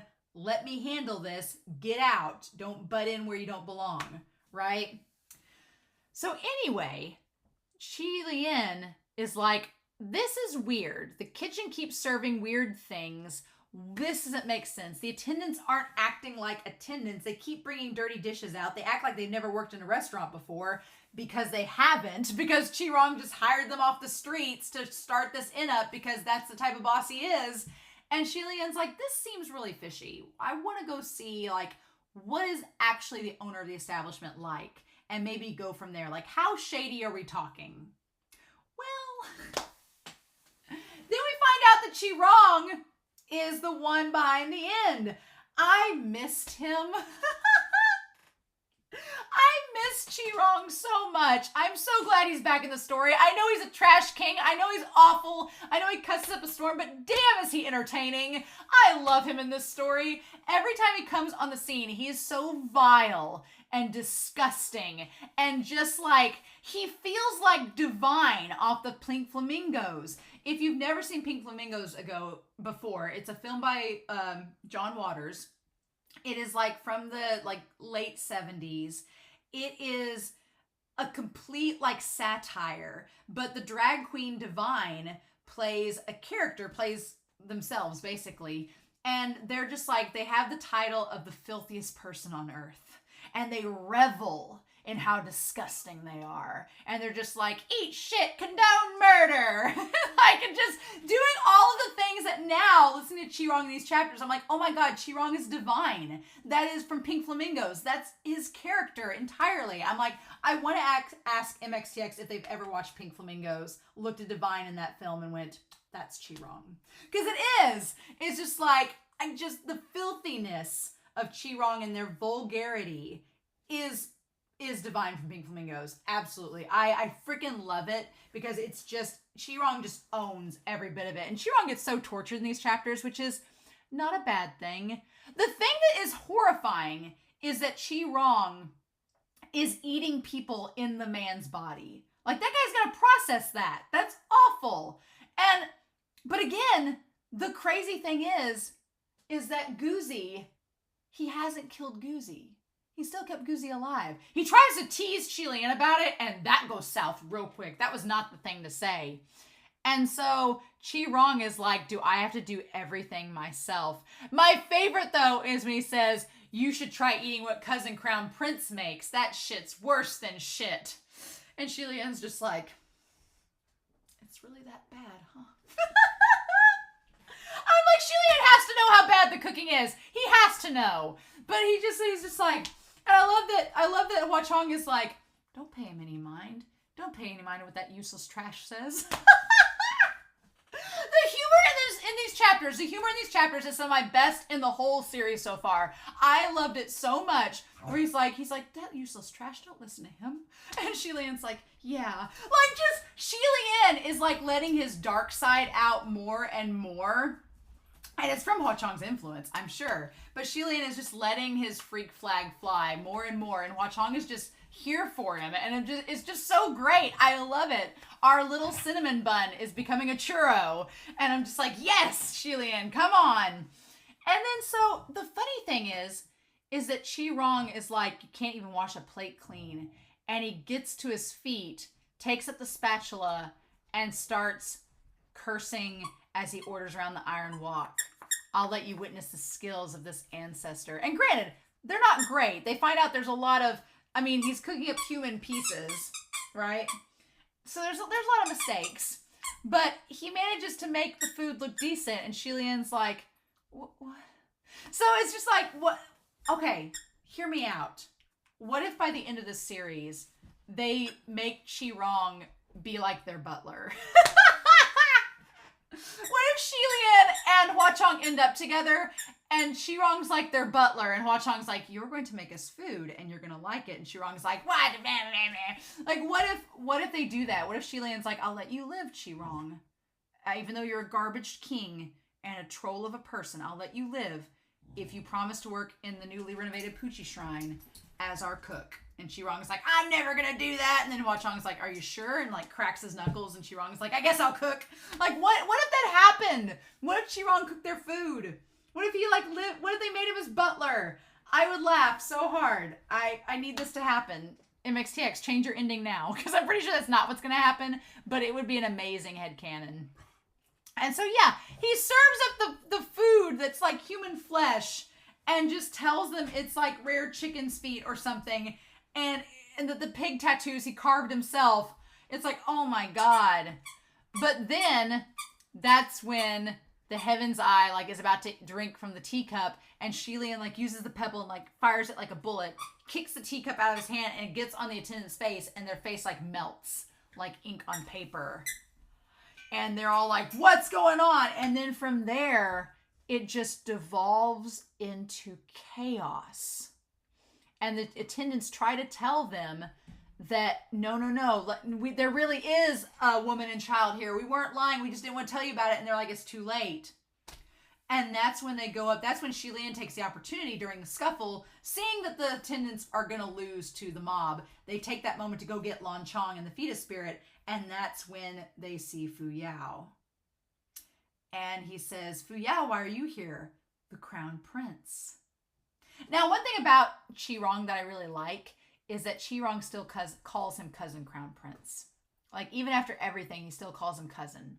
Like as garbage as he is, as much of a trash king as he is, he still acknowledges it's Chilean's family. And that's something that's so interesting to me, that Chi-Rong, he's such a turd, but you're just like, damn it. He's slightly endearing because he's so ridiculous.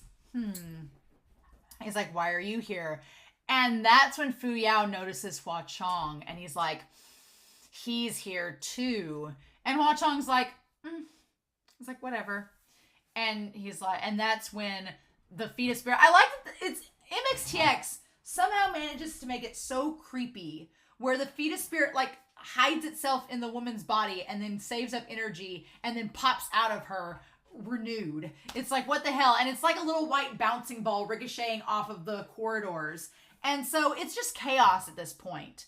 That Fu Yao and Hua Chong are trying to like smack this ball that's the fetus spirit, catch it and Long Chong. Shi Lian realizes that they're okay. They've got this. So he goes to take care of Qi Rong and get him out of the way while the attendants are battling with the cultivation group. And that's when he asks where Guzi is. And he kicks, I love that he kicks in the wall and leaps in. And he's like, Qi Rong, where's Guzi? And Qi Rong is like, why are you here? Can't you knock like a normal person? What in the world? Like from here on in, I cannot tell you how much I want to see this animated. I would pay money right now, like to see this animated where Shi Lian, he's like, where's Guzi? And Hua Chong and Qi Rong tries to make a joke and say, oh, look at what's in the feet. It's a pile of human bones. And Shi Lian like grinds him down onto the cutting board and like nearly breaks his arm. And Shi Lian and Qi Rong starts screaming, I didn't eat him. He's over there. Little feet dragger is locked up in the shed.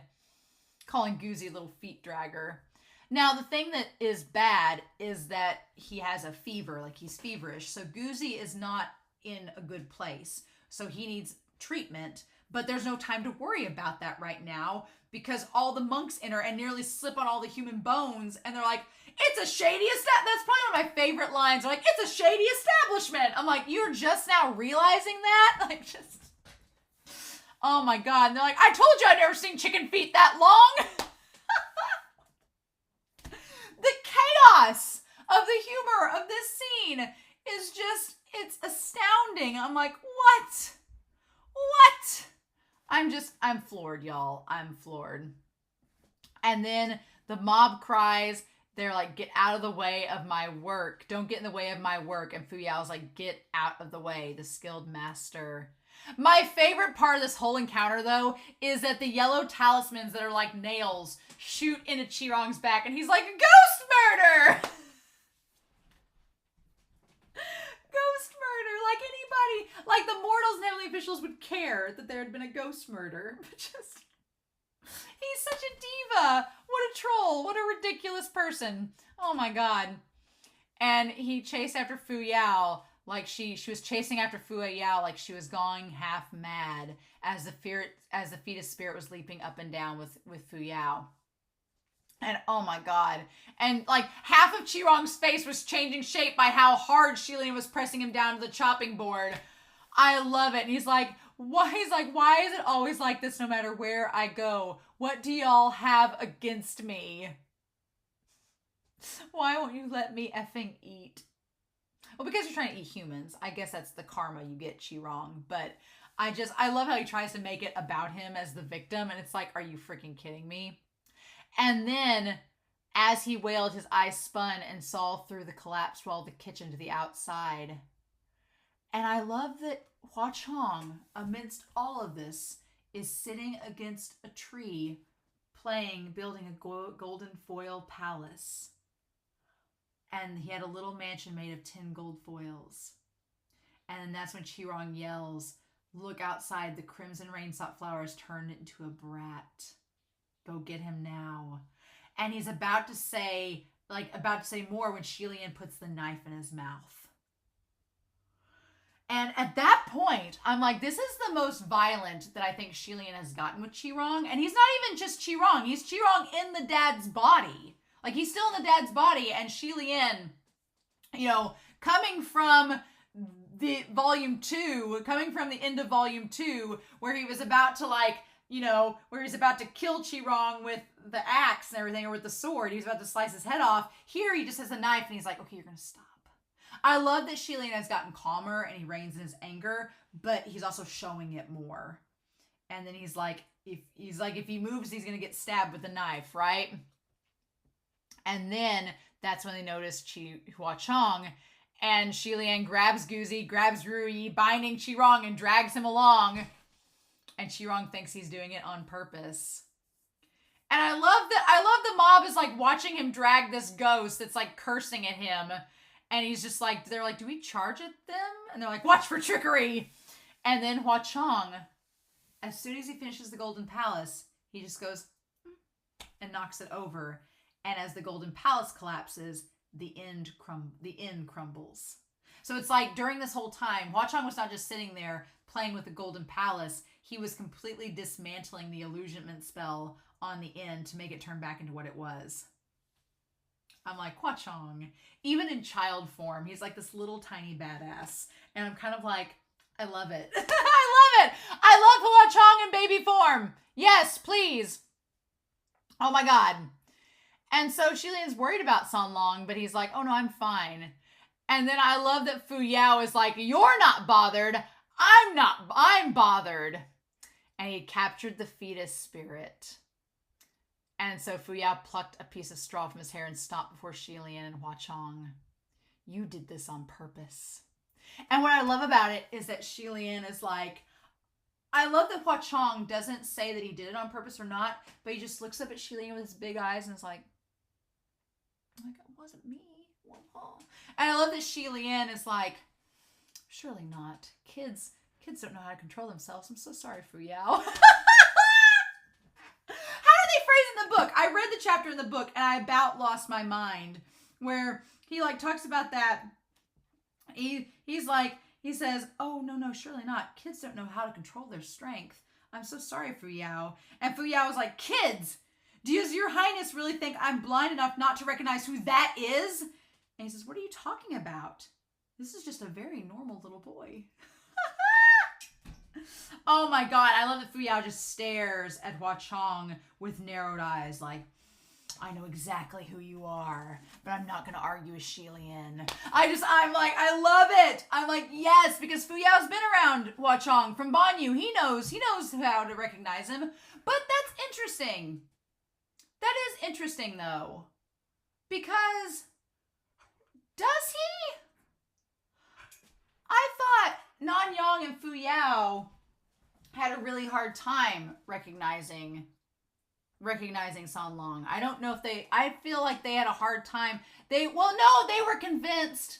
They were convinced by the end that it was Hua Chong. They just couldn't say anything because they didn't have the proof, right? And this is kind of a similar situation where Fu Yao's like, I know that's you. And Shirong said it was you. So he's probably not lying. So I don't know. Shilian did note before that Fu Yao was acting weird, that he was cursing a lot more than usual and he was being a little more like high, like more uptight than he normally was, right? Because he's normally kind of just like very nonchalant and he wants to leave as soon as something's accomplished. Which, if Mu Qing told him to go after Lan Chong while he was running away, it could be that Fu Yao is like, oh my God, I was given this mission. I have to do this. Because whenever he's been given missions in the past, he will immediately leave once the mission is over with. But he's just like, oh, do I have to do this? Fine. So it makes sense why he's frustrated that Hua Chong and Shilian have just complicated his mission, right? That they've complicated.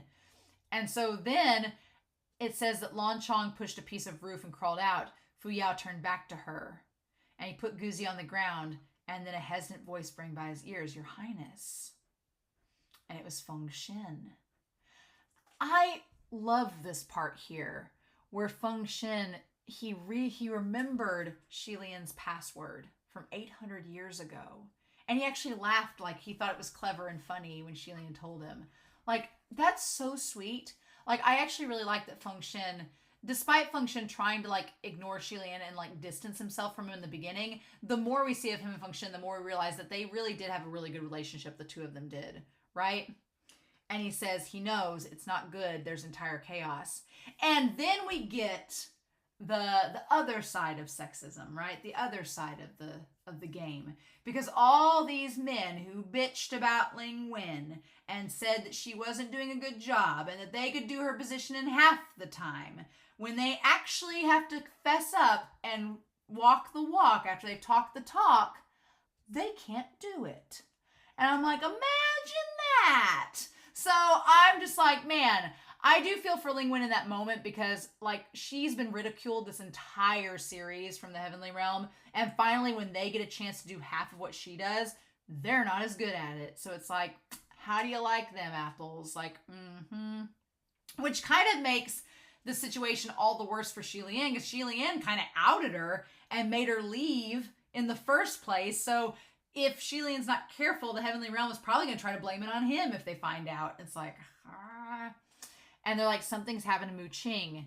He was locked up, but then he beat up and injured the guarding officer and escaped. And Shi-Lian's like, why? He looks up at Fu Yao, and Fu Yao's saying something to Lan Chong, and there's displeasure on his face, but there was more disquiet. And he's like, what happened? And so Shi-Lian like distanced himself so he can talk to Feng Shen, being like, what are you talking about? What about this? Which is funny because they're talking through a communication array, but he still like distanced himself. He's like, how did it come to this? He says he wasn't just locked up. The entire palace has been suspended awaiting investigation because of the fetus spirit. So how did Fu Yao get out?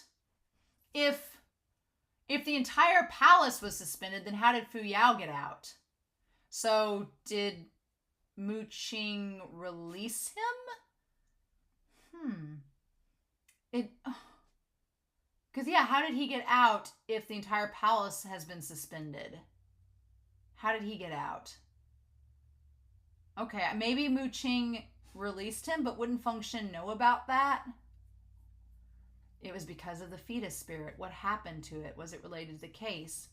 He says all the demons and monsters sealed everywhere have escaped. Mu Qing was responsible for the female ghost and the fetus spirit, but he didn't manage to capture them and let them get away. During the pursuit, the fetus had pointedly recognized Mu Qing. It said that the one who carved it from its mother's womb and molded it into a little ghost was Mu Qing. And Shi-Lian's like, there is no reason for him to do that. Like, why would he have done that? So the thing is that the fetus spirit is convinced that Mu Qing created it. Like, everybody, there's corruption getting out everywhere. Ling Wen creates immortal brocade. The water master created the black water. And now Mu Qing supposedly has created the fetus spirit. What is happening? What did Feng Shen do? Feng Shen and Pei Ming seem to be the two reasonable ones in all of this. But yeah, but Shi-Lian's like, how is that possible? And Feng Shen's like, I don't know, but there's a wicked cultivation method involving the use of dead babies to accelerate ascension.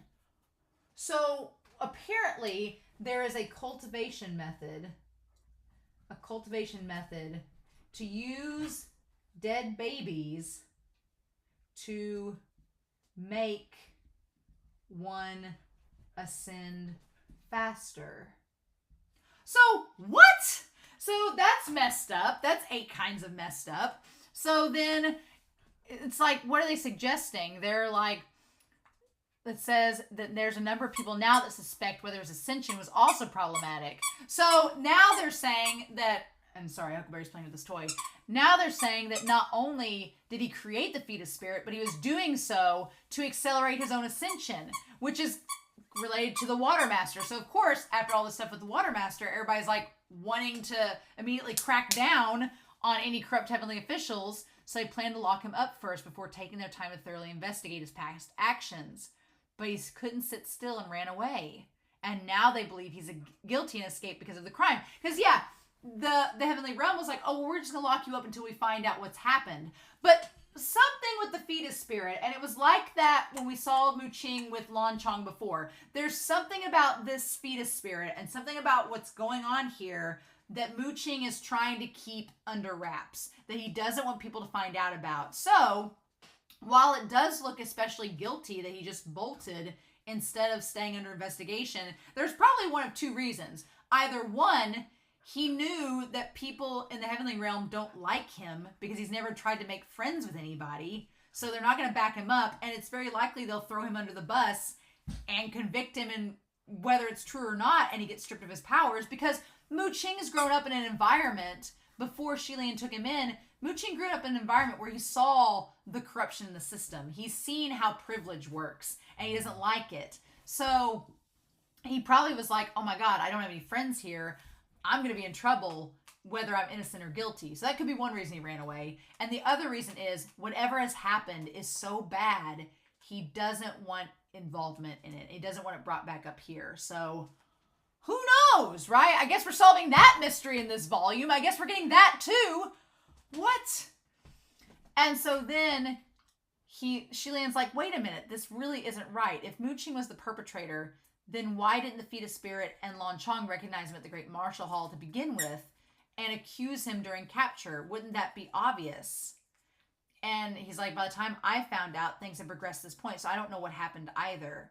But Lan Chong and the fetus spirit didn't know who the spellcaster was. But when the little ghost was first molded and emerged, it had a random moment of clarity. It broke free of control and left a scar on the individual. And when it was fighting with Muqing, it saw a bite mark and was a wound from 100 years ago. So they basically say that the fetus spirit bit whoever created it, and then it saw Muqing with a similar bite mark and was like, oh, well, then you created me. But Muqing apparently had met the fetus spirit before, but he didn't admit to be the perpetrator. He stated he saved the fetus spirit out of benevolence, but was bitten by it.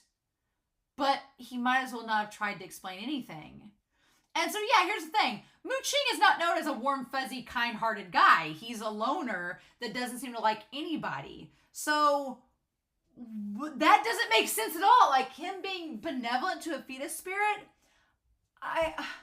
my thing is, I have thought since the moment we started on this, I thought that Muqing was maybe the father of the fetus spirit. And something happened that the fetus spirit was taken away, and maybe he encountered the fetus spirit and was like, oh my God, this is my kid. It's a ghost now. And the ghost bit him, and he was like, he realized there was nothing he could do to connect to it because it was a ghost now. Maybe. And Lan Chong's like, I'll just keep him away and we're fine, right? Maybe. But there's so many questions with Muqing and why, what he knows about the fetus spirit, what he's not telling us, what he doesn't know that the fetus spirit and Lan Chong might know.